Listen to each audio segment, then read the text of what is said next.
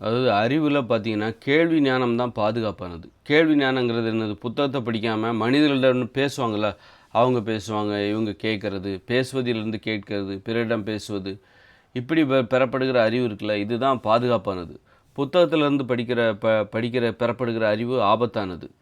இப்போ இந்த உலகத்தில் அணு உலைகள், அணு ஆயுதங்கள் இதெல்லாம் எப்படி உருவாக்கப்படுகிறது? புத்தகத்தை படித்ததுனால தான். புத்தகத்தில் உள்ள விஷயத்தை கற்றுக் கொடுத்து தான் இப்படி அதற்கான அறிவு என்பது புத்தகங்களில் பதிவு செய்யப்பட்டிருக்கிறது. அந்த அறிவை தான் பள்ளிக்கூடங்களில் கற்றுக் கொடுக்கிறார்கள். அப்படின்னா அப்போ புத்தகத்திலேருந்து படிக்கிற அறிவு இந்த மாதிரி நீங்கள் அதன் மூலமாக தான் நம்ம வீடு கட்டுறோம். ஆனால் அதன் மூலமாக தான் அணு உலைகளையும் அமைக்கிறாங்க. அதன் மூலமாக தான் வாகனங்கள்லாம் உருவாக்கப்படுகிறது. வாகனங்களில் அடிபட்டு 10,00,000 பேர் சாகுறாங்க. வாகனங்களில் 10,00,000 பேருக்கு உடல் ஊனமடைகிறது, படுகாயம் அடைகிறார்கள். நீங்கள் அதே போல் உணவுகள் நிறைய கெமிக்கல்லாம் கலந்து உணவு கலப்படங்கள் வேறு, அதை பதப்படுத்துறதுக்காக நிறைய கலப்படங்கள் எல்லாமே புத்தகத்தில் தான். அதுக்கான அறிவு எல்லாமே புத்தகத்தில் தான் இருக்குது. இப்போ புத்தகம் படிக்கிறதுனால நன்மை ஏற்படுதுன்னு நீங்கள் சொல்கிறீங்களா? அபாரமான நன்மை. அதே போல் அபாரமான தீமையும் இருக்குது. அந்த பக்கத்தை நம்ம பார்க்கவே மாட்டேங்கிறோம். இந்த நன்மைக்காக என்ன பண்ணுறோம்? தீமையை நம்ம கேள்வி கேட்க மாட்டேன்றோம்.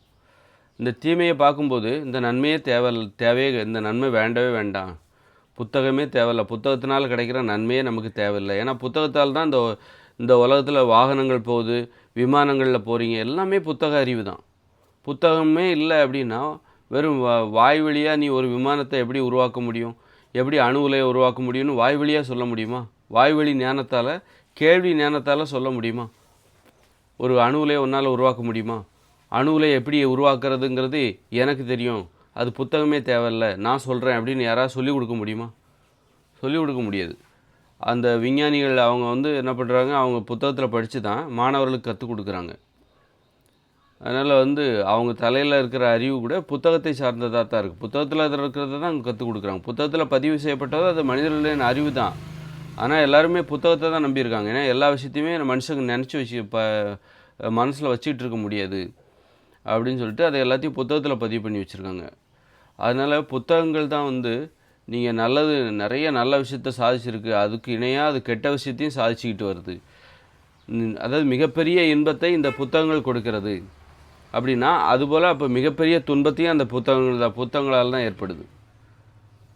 மிகப்பெரிய இன்பம் அதாவது இன்ப துன்பங்கிறது, இன்பம் வந்தால் துன்பம் வரும், துன்பமும் இன்பமும் ஏற்றுக்கொள்ளக்கூடியதாக இருக்கணும். இன்றைக்கி பார்த்திங்கன்னா இன்றைக்குள்ள துன்பத்தை நம்மளால் ஏற்றுக்க முடியல, ஏற்றுக்கொள்ள முடியாத துன்பங்கள். காரணம், நம்ம மிகப்பெரிய இன்பத்துக்கு ஆசைப்படுவதால் நமக்கு ஏற்றுக்கொள்ள முடியாத துன்பமும் நமக்கு சேருது. நீ மிகப்பெரிய இன்பத்துக்கு ஆசைப்படாது, அப்போ உனக்கு மிகப்பெரிய துன்பம் வரும். ஏன்னா இன்பம் வந்தால் துன்பம் ரெண்டும் சேர்ந்து தான் வரும். இன்பம் மட்டுமே உனக்கு வராது, இன்பமும் வரும், துன்பமும் வரும். அப்போ இந்த இயந்திர அறிவியல் உலகில் உனக்கு கிடைக்கக்கூடிய இன்பம் இருக்குல்ல, அது மிகப்பெரிய இன்பமாக இருக்குது. அதனால மிகப்பெரிய துன்பமும் உனக்கு வரதான் செய்யுது. இப்போ காரில் போகிறது மிகப்பெரிய இன்பம். ஆனால் அந்த அப்போ ஒரு விபத்து ஏற்பட்டால் ஆக்சிடெண்ட்டில் சாகுறாங்களா, அது மிகப்பெரிய துன்பம், தாங்க முடியாத துன்பம், ஏற்றுக்கொள்ள முடியாத துன்பம். இந்த மிகப்பெரிய இன்பத்துக்காக, காரில் போகிற இந்த மிகப்பெரிய இன்பத்துக்காக, காரு, பஸ்ஸு, விமானம், இந்த மிகப்பெரிய இன்பத்துக்காக இந்த மிகப்பெரிய துன்பத்தை நீ ஏற்றுக்கிட்டு தான் ஆகணும். என்னால் முடியலை, ஏற்றுக்கிட்டாங்க மனுஷங்க, ஆனால் தாங்கிக்க முடியல மிகப்பெரிய துன்பத்தை. அப்போ மிகப்பெரிய இன்பம் மட்டும் வேணும், துன்பம் வேணும். அப்போ இந்த மிகப்பெரிய இன்பம் எங்கேருந்து வருது? புத்தகத்துலேருந்து தான் வருது. புத்தகங்களால் தான் இந்த மிகப்பெரிய இன்பம் உனக்கு காரில் போகிறது, விமானத்தில் போகிறது, அது புத்தகத்தால் தான், புத்தக அறிவால் தான். புத்தகமே தேவையில்ல, எனக்கு தெரியும் விமானத்தை எப்படி உருவாக்குறது அப்படின்னு நான் சொல்கிறேன், நீ செய் அப்படின்னு சொல்ல முடியுமா? செய்ய முடியுமா? முடியாது.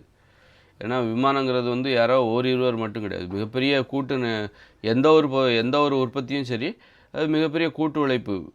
அதற்கான உதிரி பாகங்கள் பல்வேறு கம்பெனியில் தயாரிப்பாங்க.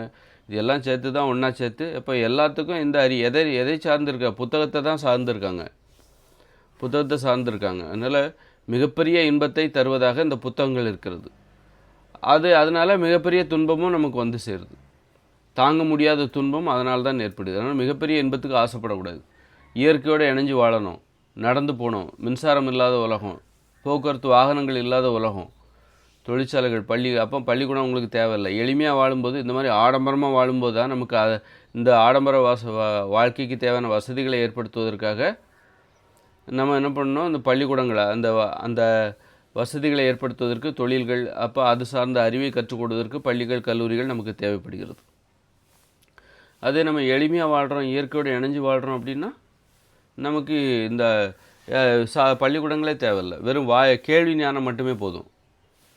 ஒரு எளிமையாக ஒரு விவசாயம் பார்க்குறோம், காய்கறிகள் பழங்கள் ஏதோ உற்பத்தி பண்ணுறோம், குடிசையில் வாழ்கிறோம் அப்படின்னா அதற்கான அறிவை நீ வாய் வழியாக சொன்னாலே போதும். புத்தகங்கள் உனக்கு தேவையில்லை. புத்தகத்தை படித்து தான் நீ குடிசையில் எப்படி வாழ்கிறது, காய்கறிகள் எளிமையான விவசாயத்தை எப்படி பண்ணுறது அப்படிங்கிறத புத்தகத்தை படித்து செய்ய வேண்டிய அவசியம் கிடையாது. மின்சாரமே இல்லாத உலகத்தில் அவங்க கிணத்துலேருந்து தண்ணியை இறச்சி ஊற்றுவாங்க, குளத்துலேருந்து தண்ணி இறச்சி ஊற்றுவாங்க. இதுக்கெல்லாம் புத்தகம் தேவையில்லை. புத்தகங்கிறது தற்போதுள்ள ஆடம்பரமான வாழ்க்கைக்கு தேவையான வசதிகளை பெறுவதற்காக தான் அதற்கான ஆதாரங்களை கற்றுக் கொடுப்பதற்காக, தொழில்களை செய்வதற்காக புத்தகம் தேவைப்படுகிறது. புத்தகங்கிறது இயந்திர அறிவியல் உலகத்துக்கு தான் தேவை. புத்தகம் சார்ந்த அறிவு என்பது புத்தகமே இல்லாத காலங்களில் கேள்வி ஞானம். அந்த காலத்தில் தான் தமிழ் மொழியெல்லாம் கண்டுபிடிக்கப்பட்டது. புத்தகமே இல்லாத காலத்தில் தான் தமிழ் மொழி கண்டுபிடிக்கப்பட்டது. மொழி கண்டுபிடிக்கப்பட்ட பிறகு தான் அதை எழுதுவதற்கு ஓலைச்சுவடியெல்லாம் கண்டுபிடிச்சாங்க. அதனால் ஓலைச்சுவடியோ அல்லது புத்தகங்களோ இதுதான் மனிதர்களுக்கு அறிவை கொடுத்தது என்று நீங்கள் சொல்லக்கூடாது. மனிதர்கள் முதலே அறிவுடையவர்களாக இருந்தார்கள். அந்த அறிவை பற்றி தான் ஓலைச்சுவடியை கண்டுபிடிச்சாங்க, அப்புறம் புத்தகமே கண்டுபிடிச்சாங்க.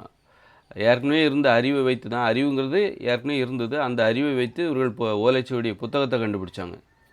ஆனால் புத்தகத்தை படித்து தான் அறிவு வந்தது அப்படின்னு நீங்கள் தப்பாக நினைக்கக்கூடாது. ஆனால் புத்தக அறிவு என்பது ஆபத்தானது. புத்தக அறிவு வச்சு தான் நம்ம இன்றைக்கி போர் புரிகிறோம். நீங்கள் உக்ரைனுக்கும் ரஷ்யாவுக்கும், பாலஸ்தீனத்துக்கும் இஸ்ரேலுக்கும் நடக்கிற போர், இலங்கை சிங்களர்களுக்கும் ஈழத்தமிழர்களுக்கும் நடந்த சண்டைகள் எல்லாமே புத்தக அறிவால் மிகப்பெரிய சண்டைகள் எல்லாமே புத்தகத்தை படித்து தான். விமானம், ஏவுகணை எல்லாம் புத்தகம் படிக்காமல் அதை கையாள முடியுமா? அந்த போர் நடக்குமா? புத்தகம் படித்தவர் தான் சண்டை போட்டு கொண்டு இருக்கிறார்கள். புத்தகமே படிக்கலை அப்படின்னா உன் சண்டை எளிமையானதாக இருக்கும். அழிவுகள், இவ்வளோ பேரழிவுகள் இருக்காது. இன்றைக்கி உலகத்தை, இந்த பூமியை 100 முறை அழிக்கக்கூடிய அணு உலைகள் உலக நாடுகள்கிட்ட இருக்குது. அமெரிக்கா கிட்ட மட்டுமே 100 முறை அழிக்கலாமா அந்த உலகத்தை. அவ்வளோ அணுகுண்டுகள் வச்சுருக்காங்க. இதெல்லாம் எப்படி? புத்தகத்தால் வந்தது.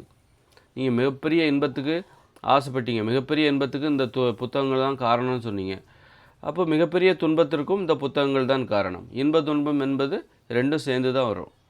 இன்பம் மட்டும் தனியாக வராது. அதனால் எந்த அறிவு, கேள்வி ஞானம் இருக்குல்ல, அதான் பாதுகாப்பானது. நம்ம அதுக்காக அறிவுங்கிறது புத்தகமே இல்லைன்னா அறிவுங்கிறதே இல்லாமல் போயிடும்ல அப்படின்னு நீங்கள் நினைக்கக்கூடாது. புத்தகம் இல்லை என்றால் அதுக்கப்புறம் இயற்கையான அறிவு. புத்தக அறிவு என்பது செயற்கையானது. இயற்கையான அறிவுங்கிறது கேள்வி ஞானம். இப்போ எனக்கு தெரிஞ்சு நான் புத்தகமே அதிகமாக படிக்கிறதில்ல, பார்த்து தான் நான் பேசுகிற எல்லா விஷயமே கேள்வி ஞானம். புத்தகம் கூட எனக்கு ஒரு கேள்விப்படுத்தல் தான். ஏதோ ஒன்று ஈர்ப்பாக 2 விஷயம் படிப்பேன், அவ்வளோதான். பெருசாக ஆராய்ஞ்சு புத்தகத்தை புரட்டிட்டுலாம் இருக்கிறது கிடையாது. புத்தகத்தை புரட்டுறது கிடையாது. இந்த உலகத்தை பார்க்குறோம், டிவியில் பார்க்குறோம், மொபைல் ஃபோனில் பார்க்குறோம், மனுஷங்கிட்ட பேசுகிறோம். இப்படி இந்த மாதிரி கேள்வி ஞானம் தான். வெறும் புத்தகத்தை ஆதாரமாக வைத்து நான் பேசி கொண்டிருப்பதில்லை. புத்தகம் படிப்பதில் எனக்கு ஆர்வமும் மிக மிக மிக குறைவு தான். என்னுடைய அறிவுங்கிறது கேள்வி ஞானம் தான். புத்தகத்தில் படித்தா ரொம்ப டீட்டெயிலாக ஒரு விஷயத்தில் போவாங்க. நான் கேள்வி ஞானங்கிறதுனால நான் டீட்டெயிலாக எது உள்ளேயும் போக சுற்றி எல்லா விஷயத்தையுமே பார்க்குறேன். புத்தகம் படிக்கிறவங்க அவங்க புத்தகத்தை மட்டும்தான் பார்ப்பாங்க, ஒரு துறையை மட்டும்தான் பெரும்பாலும் பார்ப்பாங்க. உலகம் முழுமைக்கும் எல்லாத்தையும் பார்க்கணுன்னா அப்போ நீங்கள் புத்தகம் மூலமாக எல்லாம் கேள்வி ஞானம் தான் அதுக்கு சிறப்பு. கேள்வி ஞானம் என்பது உலகம் முழுமைக்கும் எல்லா விஷயத்தையும் நீங்கள் பார்க்கலாம். பார்ப்பதற்கு உங்களுக்கு நேரம் கிடைக்கும். எல்லா விஷயத்துலையும் விஞ்ஞானமாக கொஞ்சம் கொஞ்சமாக தான் தெரிஞ்சுப்பீங்க. ஒரு கிரிக்கெட்டா, விளையாட்டா கொஞ்சம் கொஞ்சம் தெரிஞ்சுப்பீங்க. இப்படி எல்லா விஷயத்தையும் பற்றி தெரிஞ்சுக்கலாம். புத்தகம் மூலமாக நீங்கள் தெரிஞ்சுக்கணும் இந்த உலகத்தை அப்படின்னா புத்தகம் ஒன்று ஒரு விஷயத்தையும் தெரிஞ்சுக்கும் போக்கே உங்களுக்கு நிறைய நேரம் ஆகிடும். உலகம் முழுக்க எல்லாத்தையும் தெரிஞ்சிக்க முடியாது.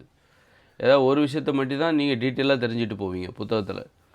அதே இந்த கேள்வி ஞானம் இருக்குல்ல, பலதரப்பு மனிதர்கள் மூலமாக, மொபைல் ஃபோன் மூலமாக, அதில் ஒன்று தான் இந்த புத்தகங்கள் கூட லைட்டாக. அப்படி நியூஸ் பேப்பர் படிக்கிறது, நியூஸ் சேனல் பார்க்குறது, இப்படி இந்த உலகத்தை மனிதர்கள் பேசுகிறது, இதுதான் கேள்வி ஞானம். இந்த கேள்வி ஞானத்தின் மூலம் நமக்கு கிடைக்கக்கூடிய அறிவு இது முழுமையானது. ஆனால் இந்த முழுமையான கேள்வி ஞானத்தின் மூலம் கிடைக்கிற அறிவு பாதுகாப்பானது. அதனால் புத்தக அறிவு என்பது ஆபத்தானது. மிகப்பெரிய இன்பத்தையும் தரும், மிகப்பெரிய துன்பத்தையும் தரும்.